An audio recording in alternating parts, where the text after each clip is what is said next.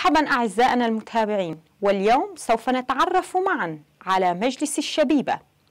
فالمادة رقم 108 من العقد الاجتماعي تنص على: الشبيبة هي القوة الطليعية لثورة شمال وشرق سوريا، يقوم بأداء الدور الريادي من أجل بناء النظام الكونفدرالي الديمقراطي، يقوم بتنظيم نفسه وفق هذا المبدأ، يضم التنظيمات التحررية والديمقراطية للشباب، وينظم نفسه بشكل خاص، ينظم نفسه على شكل كومين، مجلس، جمعية، أكاديمية وتعاونيات، يمثل كل الشباب في شمال وشرق سوريا ويتخذ القرارات الخاصة بهم، ينظم نفسه في القرى، البلدات، المدن والمقاطعات، في المجالات الفكرية والثقافية، الاقتصادية والسياسية والدبلوماسية، يرسم السياسات والمشاريع الاستراتيجية المتعلقة بالشباب،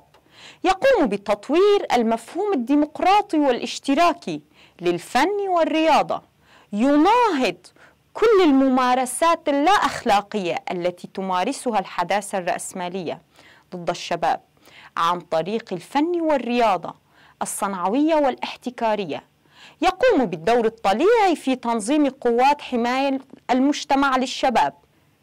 المرأة الشابة تنظم نفسها بشكل خاص وتؤدي الدور الطليعي في تطوير نظام الكونفدرالية الديمقراطية، ينظم المجلس عمله وفق نظام داخلي خاص به.